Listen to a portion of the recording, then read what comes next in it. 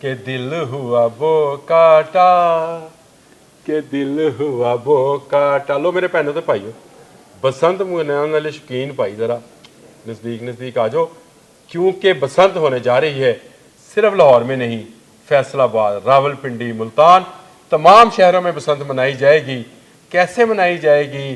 क्या दोबारा से चरखियाँ लगेंगी, गाने होंगे, ढोल बजेंगे, तमाशा होगा और छतों के ऊपर डांस भी होगा। ये सब चीज़ें होने जा रही हैं। ये मैं नहीं कह रहा, कह रहा है अली रामे, और अली रामे हमारे साथ है। आइए मैं आपके से उसकी मुलाकात कराता हूँ, वो आपको बताएगा कि बसंत के बारे में हुकूमत क्या प्लान बनाने जा रही है। अली रामे से बात करते हैं। जी अली रामे, दिल बहुत कटा होने जा रहा है, आंखों आंखों में लग गई डोर है। आमिर भाई, जब आपने ये शुरू किया ना तो एक ख्वाहिश थी कि लाहौर के अंदर बसंत का त्यौहार जो है वो देखा जाए, लेकिन तूने बसंत नहीं देखी? मैंने लाहौर की बसंत नहीं देखी। मैंने लाहौर में आज तक ये त्यौहार तूने कीमे वाले नान, गजरेला, मैंने कभी नहीं देखा। मैंने ये गाना सुना हुआ है। कोई सिर्फ गाना सुना है? ये गाना सुना है और इस गाने पे ही ख्वाहिश थी कि लाहौर के अंदर आके बसंत का त्यौहार जो है वो देखा जाए। और मुझे याद है, ये सिर्फ अली रामी की ख्वाहिश नहीं है, सॉरी मैं तेरी बात भी काट रहा हूँ अली, लेकिन ये पाकिस्तान से बाहर, इवन आपके हमसाया मुल्क के लोगों की भी ख्वाहिश रही है कि लाहौर आए और वो बसंत मनाएं। और बसंत लाहौर में मनानी क्यों ज़रूरी थी ये आप हमसे बेहतर जानते हैं, जो लोग बसंत मनाते रहे हैं। अली रामे तो अभी खबर लेके आया है कि लाहौर ये दोबारा तैयारी पकड़े, बसंत होने जा रही है। ज़्यादा हायल नहीं होगा, तफसीलात अली रामे के पास है। जी लेकिन ऐसा है कि चंद रोज़ कबल महकमा दाखिला पंजाब को कुछ सिफारिशात जो है वो आती हैं और उनको कहा जाता है कि बसंत के हवाले से कुछ प्रपोजल जो है वो बनाई जाएँ कि महफूज बसंत कैसे मनाई जा सकती है पंजाब के अंदर। तो उसके लिए महकमा दाखिला पंजाब के जो हुकाम हैं वो बैठते हैं उनके साथ, जो कि पतंग फ़रोश हैं, जो डोर बनाते हैं और जो एसोसिएशंस हैं, तो उनके साथ बैठ के एक मुलाकात होती है और मुलाकात में उनको बताया जाता है कि ये एक महफूज तरीका है, एक सेफ़ कंपोनेंट्स इस्तेमाल करते हुए ये फेस्टिवल जो है वो दोबारा से शुरू हो सकता है। तो उस पर वो सिफारिशात बनाकर डिप्टी कमिश्नर लाहौर ने बाकायदा वो ख़ास तौर पर मरीम औरंगज़ेब जो कि सीनियर सूबाई वज़ीर है उनके सामने आज रखी हैं और उसमें बताया गया है कि ये एक तरीक़ाकार है और वो तरीक़ाकार अभी हम आपको बताते हैं कि इस तरीके को अपनाते हुए हम लाहौर के अंदर पंजाब के मुख्तलिफ अज़ला जिनका आपने नाम लिया, मुल्तान, रावलपिंडी, फैसलाबाद, वहाँ पर भी ये त्यौहार जो है मनाया जा सकता है।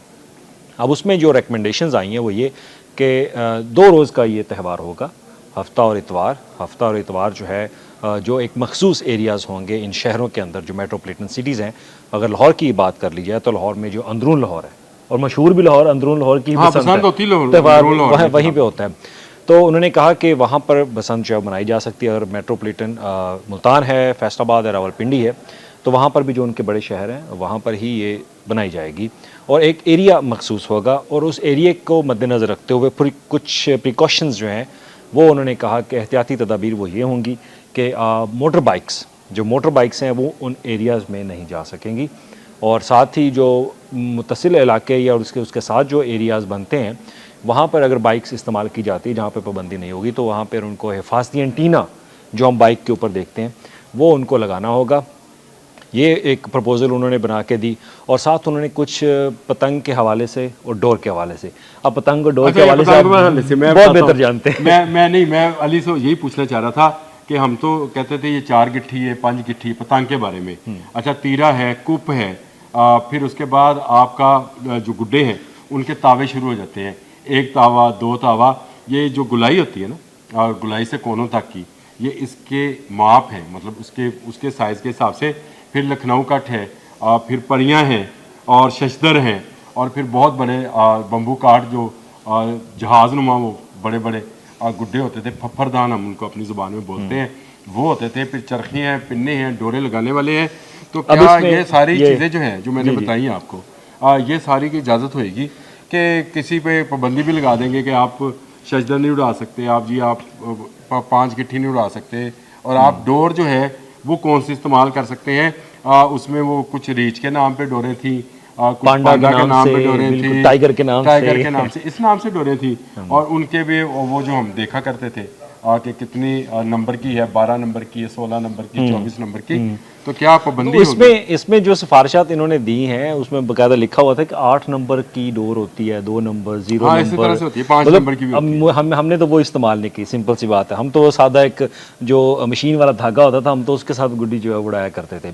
लेकिन इस बार इन्होंने आमिर भाई जो दिए हैं प्रपोजल वो मैं आपके सामने बता देता हूँ कि इन्होंने कहा है कि एक नायलॉन की जो डोर है वो इस्तेमाल की जाए और उसके ऊपर जो एक मैश की लगाया जाता है, शीशा जिसको कहते हैं, कि वो शीशे की एक लिमिट है, वो 350 से ऊपर जो है वो ना हो, ये उन्होंने कहा है। क्योंकि उससे अगर नीचे आते हैं ना, अच्छा, नीचे आते हैं तो वो ज़्यादा हैवी बन जाती है, वो उसकी वो कहते हैं बहुत ज़्यादा नुकसानदेह, जो इन्होंने बताया। अच्छा, नायलॉन नहीं इस्तेमाल होगा, ये देखें, ज़हन में रखें कि ये जो केमिकल डोर हम जिसको कहते हैं, नायलॉन के ऊपर केमिकल लगता है। कॉटन में जो कॉटन का जो धागा है वो इस्तेमाल होगा, वो इस्तेमाल और वो क्योंकि वो अगर ज़रा सा भी उसमें झटका लगे तो वो टूट जाता है। लेकिन अगर उस पर इतने mm की लेयर आप शीशे की चढ़ा सकते हैं, या जो डोरे लगाते हैं ना ऐसे ऐसे करके, उसमें उनके उंगलियों के अंदर शीशे लगे होते हैं, उसको फेरते हैं। अगर जो लोग बच्चे जो भी नहीं जानते हैं उनको बताएं कि वो शीशे वाली डोर लगती कैसे थी, इस तरह से। अच्छा आमिर भाई, आपने बताया, इसी स्टाइल पे करते हैं। आपने वो नाम लिया ना पांडा रीच, इसमें लिखा हुआ है कि 5 रीच वाला आप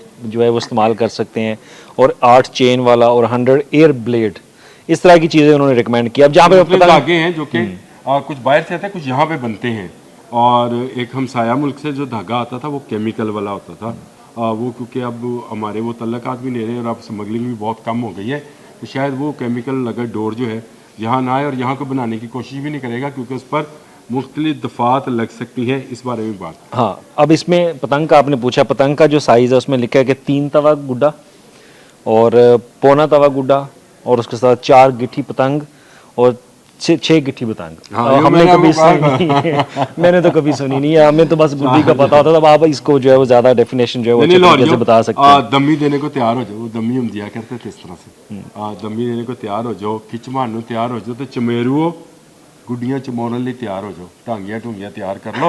और रामे खबर बड़ी खुशी की लेके आया, ख्वाहिश है, मेरी भी ख्वाहिश है कि मैं इस त्यौहार को रहना देखूं। है। अब आप लोगों ने ये त्यौहार मनाया, मैंने तो ये त्यौहार बिल्कुल नहीं मनाया। तो खैर ये पतंग का साइज़ था, और डोर मैंने आपको बता दी कि कॉटन की डोर जो है वो इस्तेमाल होगी। अगर अब इसके साथ जो सबसे बड़ी बात अब आती है कि जो ये पतंग बनाते हैं, डोर जो बनाते हैं, उसके लिए रिकमेंडेशन ये है कि आपको सबसे पहले, अगर आप पतंग फरोश हैं या धागा बनाने वाले हैं, डोर बनाने वाले हैं, सबसे पहले आपने गवर्नमेंट से आपने लाइसेंस लेना है। वो आपको लाइसेंस देगी, आपने उनकी जो शराइत हैं पतंग बनाने के हवाले से, डोर बनाने के हवाले से, वो आपने उन शराइत को मद्देनज़र रखते हुए ये चीज़ें तैयार करनी है। और अगर आप तैयार नहीं करते, और अगर आप बग़ैर लाइसेंस के आप पतंग फ़रोख्त करते हैं या डोर फ़रोख्त करते हैं, तो आपके ख़िलाफ़ कानूनी कार्रवाई होगी, सख्त किस्म की कार्रवाई होगी। आपको 6 माह के लिए जो है वो जेल के अंदर भी भेजा जा सकता है। आपने कोशिश ये करनी है, जो पतंग फ़रोश या डोर बनाने वाले, वो कानून के मुताबिक जो उनकी हदायत होंगी उनको मद्देनज़र रखना है, और उन्हीं SOPs को फॉलो करते हुए आपने पतंग बनानी है और डोर बनानी है।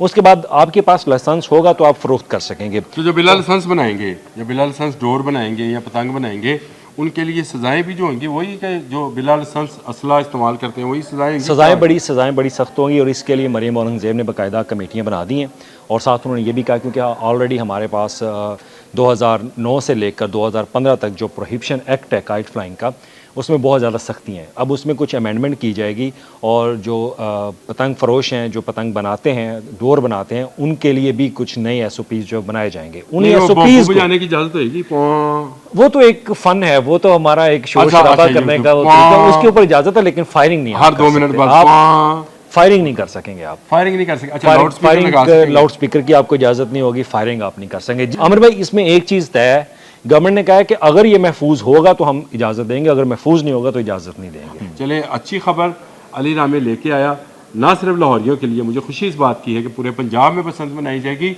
अगर पूरे पंजाब में मनाई जाती है तो उसके लिए जिन जिन अजला में जो जो डिप्टी कमिश्नर्स हैं वो उनके SOPs को पूरे करेंगे। एक मरतबा ये महफूज बसंत मनाई जाए तो गवर्नमेंट शायद अगले साल आपको 2 की बजाय 3 दिन भी दे सकती है। ये तो आप पर मुनसर है कि आप इस बसंत को महफूज बनाएं। काइट फ्लाइंग एसोसिएशन से ज़्यादा आम शहरियों का रोल इसमें बहुत अहम होगा, और ख़ासकर अंदरून शहर वालों का, कि आपका फेस्टिवल, आपकी बसंत आपको इस बसंत बहार में यानी फरवरी में देने जा रही है गवर्नमेंट। अगर ये देते हैं तो हम भी इसके लिए, इस गवर्नमेंट के लिए जिंदाबाद का नारा लगाएंगे। लाहौरियो तैयारी कर लो, अली रामी की खबर बहुत अच्छी है, मुझे तो बड़ी खुशी है। आप भी ये खुशी जरूर मनाइएगा मैं भी बहुत जब खुश हूँ। बसंत आएगा। बसंत का त्यौहार देखने जा रहा हूँ। दोनों ही हम खुश हैं। मैं इसलिए कि अपने बचपन की यादें ताज़ा करूंगा, ये इसलिए कि इसने कभी बसंत देखी नहीं है। तो जिन्होंने नहीं देखी है वो भी तैयारी करें कि अब इस साल गवर्नमेंट आपको बसंत मनाने की जो है इजाज़त देने जा रही है, लेकिन उन SOPs के साथ जिसकी डिटेल आपको अली रामी ने बताई। अब तक के लिए इतना ही। अल्लाह हाफ़िज़।